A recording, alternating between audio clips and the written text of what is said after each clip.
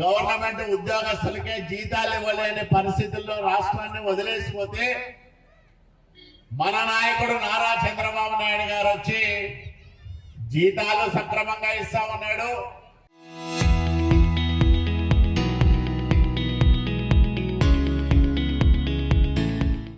పెంచిన పెన్షన్లు సక్రమంగా ఇస్తా ఉన్నారు. అట్లాగే సంక్షేమంతో పాటు అభివృద్ధిని కూడా మనకు కళ్ళకు కట్టినట్లు చూపిస్తా ఉన్నారు. కాబట్టి రాజకీయాల్లో 5 దశాబ్దాల కాలంగా తిరుగులేని నాయకుడిగా వెలుగొందుతున్న చంద్రబాబు నాయుడు గారి జన్మదినం ఈ నెల 20వ తేదీ ఉంది. 76వ జన్మదినం ఆ రోజు మనం జరుపుకోబోతా ఉన్నాం. మా కాలంలో కొంచెం బాగా చూసుకోండి. మీ ఆశీస్సులు, మీ అభిమానం ఎప్పటికీ ఆనపడి ఉండాలని చెప్పి కోరుకుంటూ ఏ విధంగా ప్రభుత్వాన్ని పాలించారు, నాడు ప్రజలను ఆ రోజు వైఎస్ఆర్ పార్టీ నాయకులు ఏ విధంగా విమర్శించారు, రాష్ట్రాన్ని బాగుండే రాష్ట్రాన్ని ఒక్క ఛాన్స్ అని అధికారంలోకి వచ్చి ఆ ఒక్క ఛాన్స్ తో స్థానంలో కూర్చున్న తర్వాత ముఖ్యమంత్రి అయిన తర్వాత ఆయన నిజ స్వరూపం చూశారు ప్రజలు. మొట్టమొదట 10 రోజుల్లోనే విధ్వంసంతో మొదలు పెట్టాడు. ఆ రోజు విధ్వంసంతో మొదలుపెట్టి ప్రజావేదికను కూల్చాడు. అక్కడి నుంచి కక్ష సాధింపు చర్యలతో గ్రామాల తెలుగుదేశం పార్టీ కార్యకర్తలను, నాయకులను వేధింపులకు చేశాడు. అభివృద్ధిని దూరం చేశాడు. రాష్ట్రాన్ని సర్వనాశనం చేశాడు.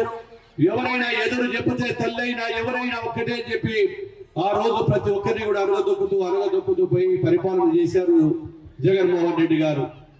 ఆ రోజు ప్రజలు ఏదో అభివృద్ధి చేస్తాడు, అదే విధంగా తెలుగుదేశం కంటే ఇంకా మంచి పరిపాలన అందిస్తాడు, ఆ నాయకుని కంటే ఎక్కువ పరిపాలిస్తాడని చెప్పి ప్రజలు ఆశీర్వదిస్తే ఆ రోజు ప్రజలందరినీ కూడా ప్రతి ఒక్కరిని కూడా మోసం చేసి ఇచ్చిన మాట చేయకుండా కేవలం బటన్ నొక్కుతున్నా అన్నాడు. రాష్ట్రాన్ని అప్పుల పాలు చేశాడు. అప్పుల పాలు చేసి ఈ రోజు మనకు ఎక్కడికి వెళ్ళిన అప్పులు మిగిలాయి. రాష్ట్రాన్ని నిర్వీర్యం చేసి అభివృద్ధి బాట లేకుండా చేశాడు. ఈ రోజు మనం అధికారంలోకి వచ్చిన తర్వాత మళ్ళీ అభివృద్ధిని, సంక్షేమాన్ని 2 కళ్ళతో ఈ రోజు చేస్తా ఉన్నాం. ఇచ్చిన మాట ప్రకారం సూపర్ 6 పథకాలను అన్నింటినీ కూడా అమలు చేశాం. అదే విధంగా రాష్ట్రంలో అభివృద్ధి మర్చిపోయినటువంటి పోలవరాన్ని పరుగులు పెట్టిస్తా ఉన్నాం. ఎక్కడో పక్కన పెట్టినటువంటి పోలవరాన్ని కూడా పరుగులు పెట్టిస్తా ఉన్నాం. అమరావతి రాజధాని కూడా త్వరలోనే పూర్తి కావస్తా ఉంది. ఈ రోజు ఇండస్ట్రీ పరిశ్రమలు రావాలి. పరిశ్రమలు వస్తే ఉద్యోగ అవకాశాలు వస్తాయి. పరిశ్రమలు రావాలంటే ఒక బ్రాండ్ అంబాసిడర్ కావాలి.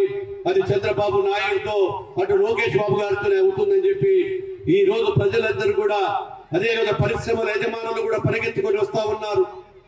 మొన్ననే విశాఖపట్నంలో 2 నెలల కిందట మీటింగ్ జరిగితే సిఐఏవి మీటింగ్ అక్కడ పెట్టి వస్తే పరిశ్రమలన్నీ కూడా పరిగెత్తుకొని వచ్చాయి. మేము పెట్టుబడులు పెడతాము. ఈ రోజు 17 లక్షల కోట్ల రూపాయల పెట్టుబడులు పెట్టడానికి దేశ విదేశాల నుంచి కూడా ప్రతి ఒక్కరు కూడా ముందుకు వస్తా ఉన్నారు. అటువంటి తరుణంలో ఇప్పుడు మళ్ళా కొత్త అవతారం ఎత్తాడు గొడ్డల పార్టీ. ఈ రోజు గొడ్డల పార్టీ పేరు పెడుతున్నాం మనమందరం. ఎందుకంటే పరిశ్రమలు వస్తే మీ అంతు తేలుస్తా, మళ్ళీ 3 సంవత్సరాల తర్వాత అధికారంలోకి వస్తే మిమ్మల్ని జైలులో పెడతా అంటే పరిశ్రమలు పెట్టుబడి పెట్టడం తప్ప, పరిశ్రమను తీసుకురావడం తప్ప, పరిశ్రమను పెట్టేటువంటి వాళ్ళని భయభ్రాంతులకు గురి చేస్తా ఉన్నాడు. పరిశ్రమలు వస్తే ఎందుకంటే ఆయనకు బాధ, మళ్ళీ నిరుద్యోగ సమస్య పోతుంది. ఎక్కడో కూటమి ప్రభుత్వానికి మంచి పేరు వస్తుంది. ఈ కూటమి ప్రభుత్వానికి మంచి పేరు రాకుండా ఉండాలంటే అతను ఈ రోజు మళ్ళీ నేను వచ్చిన తర్వాత జైల్లో పెడతానంటున్నాడు. అయ్యా జగన్మోహన్ రెడ్డి గారు ఒకటి అడుగుతా ఉన్నాం, నువ్వు ఎందుకు పరిశ్రమల మీద ద్వేషం పెంచుకున్నావు? అమరావతి మీద ద్వేషం పెంచుకున్నావు. ఈ రోజు అమరావతి మీద ద్వేషం పెంచుకొని అప్పుడు ఒక్క మాట అనకుండా అమరావతి రాజధాని అని చెప్పి అసెంబ్లీ సాక్షిగా మాట్లాడినావు. అసెంబ్లీలో 30,000 ఎకరాలు కావాలన్నావు. అసెంబ్లీ సాక్షిగా ఒప్పుకొని మళ్ళీ నీ ప్రభుత్వం వచ్చిన తర్వాత 3 ముట్టుకలు ఆట ఆడావు. ఆ రోజు ఉత్తరాంధ్ర అన్నావు, రాయలసీమ అన్నావు, ఏదో రాజధానుల పేట మాయ మాటలు చెప్పావు. ప్రజలు నీకు బుద్ధి చెప్పారు. Why not 175?